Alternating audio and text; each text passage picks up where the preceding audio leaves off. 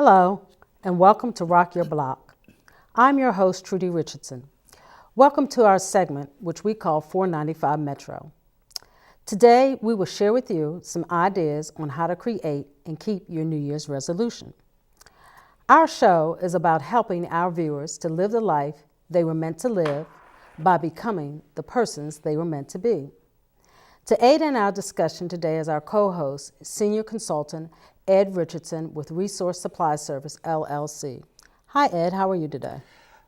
Good evening, Trudy. How are you? I'm doing fine. I'm excited to hear what you have to share today. Ed, will you explain to our viewers what the Senior Consultant at Resource Supply Service, LLC does?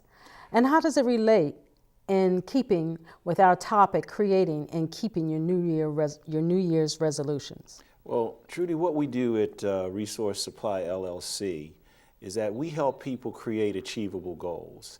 And how it relates to our topic today is couched in the fact that we provide to our clients tools and strategies to help them create achievable goals. Well, you spoke about goal setting and planning. How do you go about making plans and setting goals that will be successful? Well, it really starts with basic planning, or to answer your question better, it starts with purpose. What exactly is it that a person is trying to accomplish or a company is trying to accomplish? And what we do is we create a picture of that and of what that accomplishment looks like. And once the person or the business has a picture of what that accomplishment looks like, it becomes easier to achieve that goal. Now, when you talk about pictures, are you talking about the overall picture, or you take one piece of the goal and set up a small picture, or you do the overall picture? Exactly how do you go about doing that? Well, what we're talking about is creating a new story. Every story uses words that paint a picture, that make the story come alive. And when a person is setting a goal, they're really looking to change their life. When a company is setting a goal, they're really looking to accomplish a purpose. And that purpose is going to change the business. It's going to change the company's, fortunes. It will be a benefit to the people that work there. And in a person's personal life, they're really going to start living the life they were meant to live by creating the person that they were meant to be. For example, if they want to lose weight, what does that look like? What am I going to look like? What am I going to be wearing? How is my hair going to be styled? What are the kinds of things that I'm going to be doing if I could just get rid of 15 pounds, or if I could, just acquire a different skill, that kind of thing. So what you're talking about in setting the picture is that you visualize, or you go to a magazine, or you have an idea about exactly what you want to look like, and from that you set the goal. Right, and it requires a person to really sit down and think through, what does success look like for me? For example, if a person sets a goal of or makes a New Year's resolution, if you will, I'm going to be a successful business person. The person has to define that. They have to say to themselves, what does a successful business person look like in my eyes? Because just to take a general word track and say I want to be a successful business person is not good enough. It's not specific enough. It's not something that you can start to create a plan around. It's a concept that needs to be fleshed out. And so what we recommend doing at Resource Supply Service LLC is starting with a very simple plan. And some of our viewers may have heard of this type of plan before, but it's an effective plan, and we call it a SMART plan. And what a SMART plan does is it helps the person, the business, the individual to take a look at the big picture and then sort of create the steps to achieving their plan from the end to the beginning. And I'm sure we'll talk more about that. When you talk about plans, can you use this planning system for setting goals other than weight loss, like getting a new job or going to school or gaining control of your temper, perhaps working on a relationship. Some people might just be trying to change their mindset to be a better person.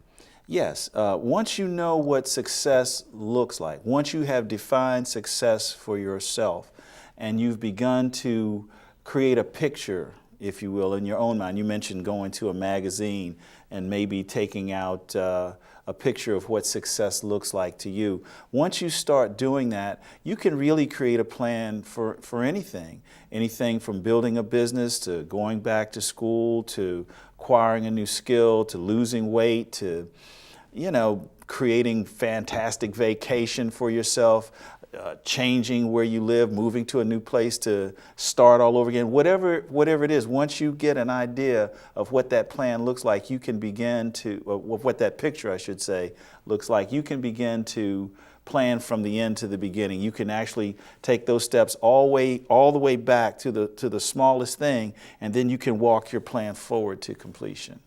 As you talk about working from the end to the beginning, what is the value of working your plan from the end to the beginning? Well, when you work your plan from the end to the beginning, it allows you to create details that you may have missed.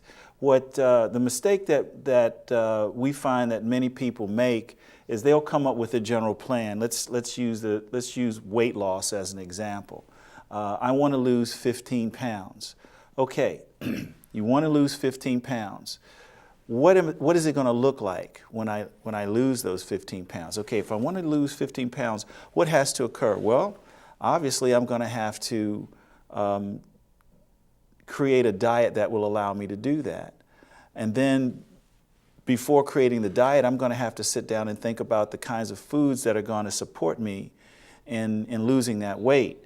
Well, with that diet comes maybe talking to someone who's a dietitian or a physician that will help me to understand what it is I need to do in order to, I need to know that I'm healthy enough so that if I cut out certain foods or eat other foods, that it's not going to affect me adversely and throw me off my plan.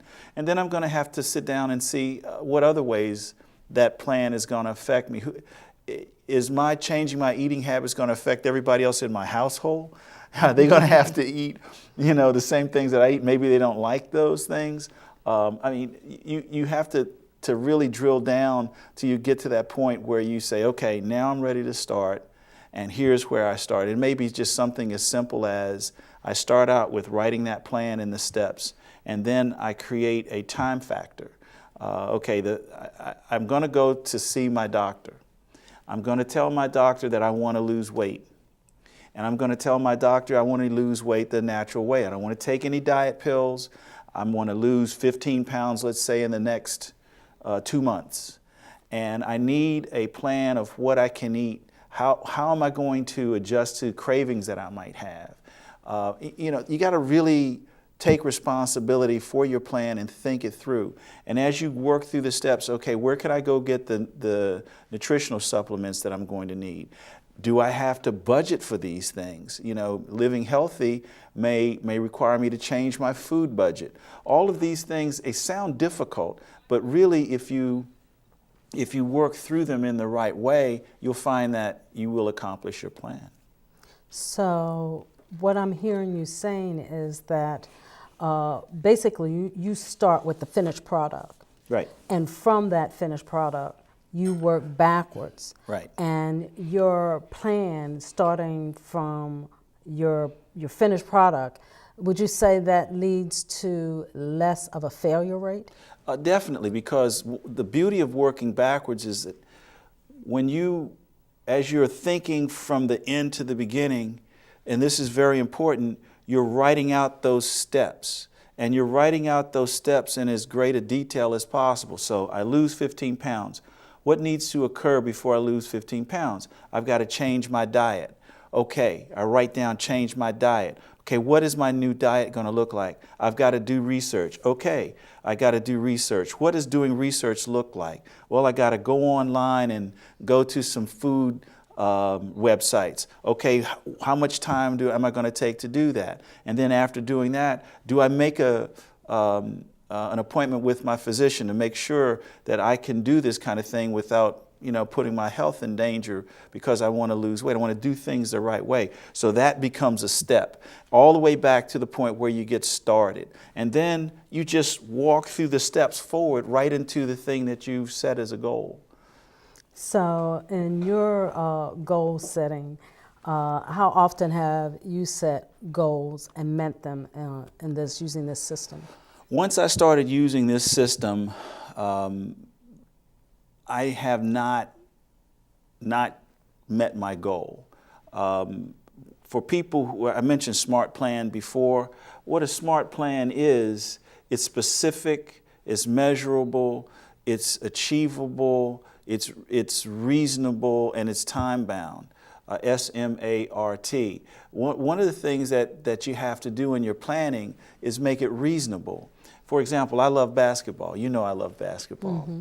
And at my age, I don't know that it would be reasonable for me to think that I could go out and play for the Washington Wizards. I don't have the athleticism, probably never did, but that would not be a reasonable goal. However, what could be a reasonable goal is to save enough money to get a season ticket, or to save enough money to get a ticket plan. And I'm not advertising for any particular basketball team. I'm just saying, as a lover of the sport, maybe there are other ways and other goals that I can create to bring enjoyment to my life so that I'm living the life that I want to live, because this is what I'm about. Making you happy, the best. Making myself happy, absolutely. And I think that people deserve to be happy, but they have to plan for their happiness. They can't just think happiness is going to come. You have to have happiness on purpose. That's why purpose is the number one thing that you must have when you go to start a plan.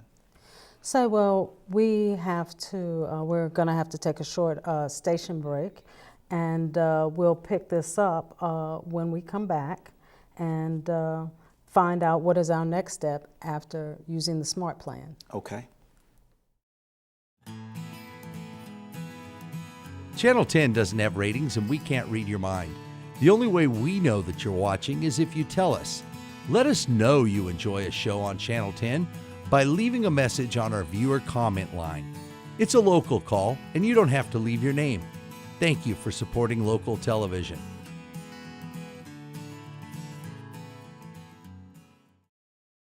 Welcome back. You are watching Rock Your Block in today's segment of 495.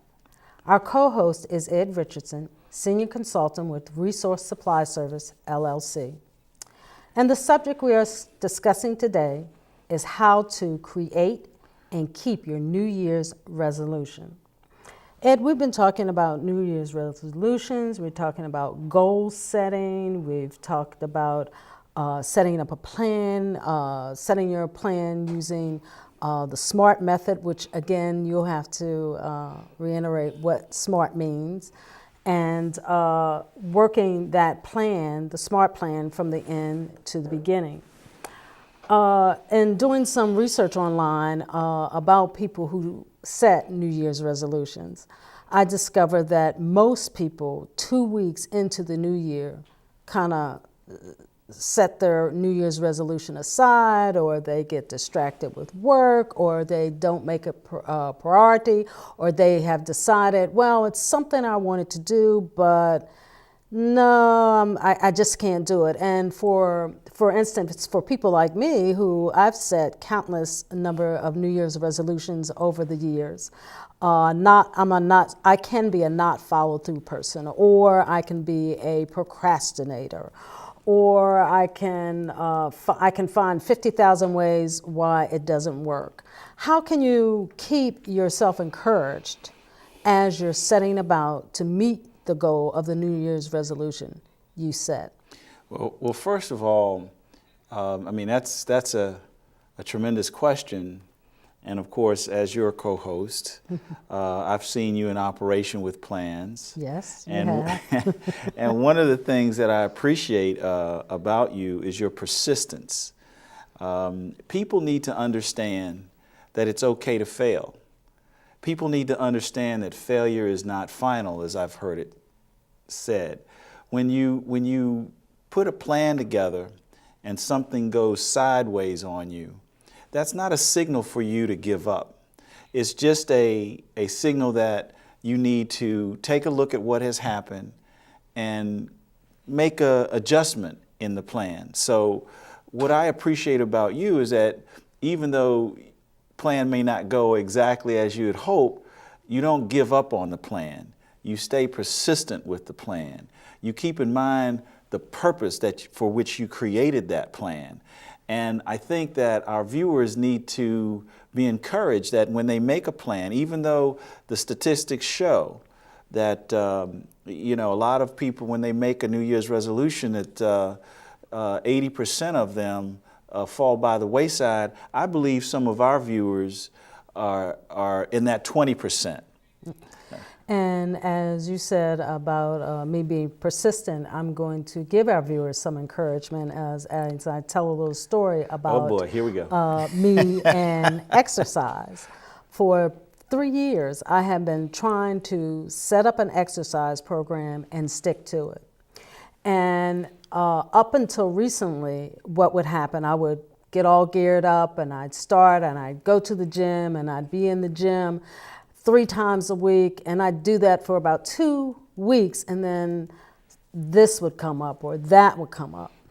And so recently I started back into the gym this summer in July, and one of the things I did differently that I've never done before in 3 years, and I don't know why this never came to me, is that I got an accountability partner. How can an accountability partner help people in their New Year's resolutions, and how can they go about choosing one? Well, accountability partners come in all shapes, sizes, and some are friends, some are doctors, some are lawyers.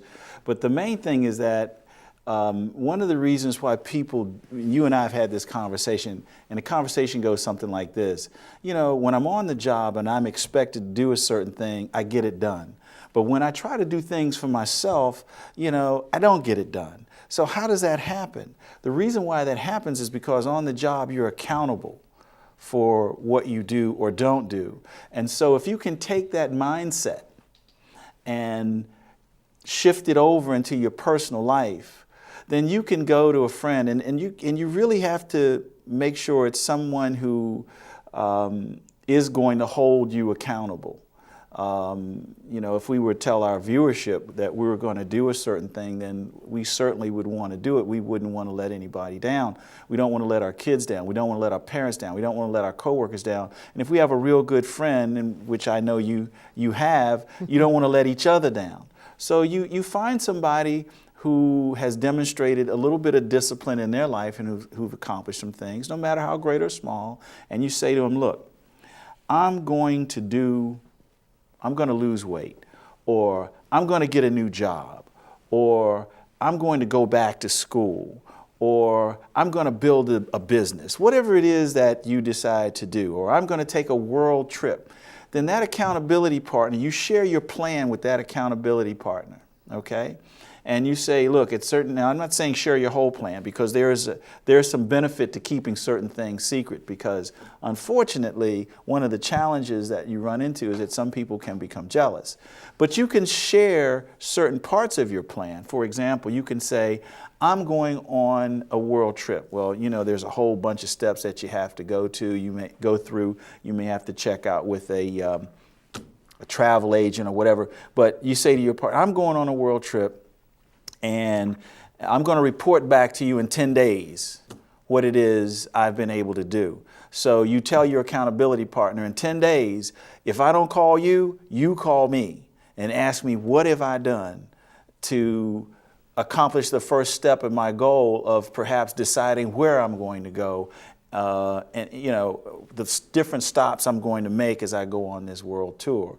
Your accountability partner can be one of your your daughter, your son, it can be your mom, your dad, it can be your next door neighbor, it can be a good friend, it can be a coworker, it can be your doctor, especially if you're dieting, it can be your lawyer, especially if you're in business. It can be anyone, but you have to understand what your purpose is, what you're trying to achieve, and then you have to begin to build your network, people that are going to support you in accomplishing your goal. That's a long answer to your question, but. Well, two things. One of the things I'd like to bring up, we talked about, we both brought it up, about an insight in terms of accountability. Do you have any insight why just people in general, self-included, that we have, it's easy to keep accountability on the job, it's easy to keep accountability to other people. Why is it that we as people have a hard time keeping promises and being accountable to ourselves? Well, it goes back to purpose, I think. Our viewers who are watching right now, many of whom desperately, I think, want to reinvent themselves. They want to change their lives. They want to become the person that they feel that they were always meant to be and live the life that they feel that they were meant to live. But the purpose has to be well thought out. Is this just a passing emotion? I want to lose weight. That sounds like a good reason to come up with a plan. Or do you really, really want to lose weight, and why? Okay, going back to the job, a lot of what we do on the job is based around survival instinct. You know, if I don't do my job, I'm going to get fired. And if I get fired, I won't be able to keep a roof over my head. So there's a different dynamic there. But if you approach your life like that, if you say, listen, if I don't lose these 15 pounds, if I don't go back to school, if I don't do something to create happiness in my life, am I going to die like this? Am I going to live my life like this and eventually get to a point where this is all there is? You cannot give up on yourself.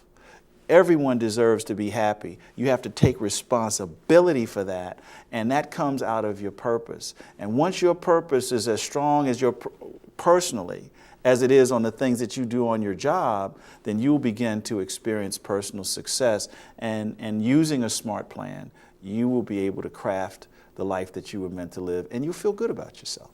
I can identify with the idea of when the purpose and prioritizing. The purpose of me going to the gym did not become important to me until I found out the fact that if I did not change my eating habits and did not start exercising and changing my whole lifestyle, that I would be stuck on pills for the rest of my life. And it was more important to me to do the easier thing, which is my diet and exercise. So what is one key point, and as people are looking to keep their resolutions this year and making them a success, that you would stress to people to do? Well, here's the key thing, and I hope our viewership really takes what I'm about to say very seriously. I hope that they have some pen and paper where they're going to write what I'm about to say down, because I'm about to give them the whole secret to making their plans go. So here it is. People make the mistake of making big commitments. So you've got this plan to lose 15 pounds, and boy, you're going to dive into it. Or you got this plan to go back to school, and boy, you're going to dive into it. And if the purpose and the passion run out, what happens? So nothing, right? You fail. So here's the secret to success. If you can just take 5 minutes, if you can make a 5-minute commitment each day to work on your plan, you will be successful. Don't try to do it all at once. Make a 5-minute commitment. 5 minutes. I'm going to spend 5 minutes today working on my weight loss plan. I'm going to spend 5 minutes today researching out my business plan. I'm going to spend 5 minutes today thinking about how I can reinvent myself. I'm going to think 5 minutes today about how I might plan my life out. Now, here's what will happen. If you make a commitment to 5 minutes and you do it on a daily basis, what our viewers are going to find out is that 5 minutes will turn into 10. 10 will turn into 15. 15 will turn into 20, maybe 2-3 hours. But the point is, just make a 5-minute commitment. Everybody can make a 5-minute commitment, you see? And so don't try to go with this grandiose thing. Just 5 minutes. That's the secret. That's the secret. Well, Ed, we thank you so much for sharing. And I hope that our viewers have received something out of our program today and learning how to create and keep their New Year's resolutions. We thank our viewers for watching today. And remember, you can find more information about setting your resolutions on 495metro.com. We will follow up on keeping the resolutions and the tools you need to be successful and effective.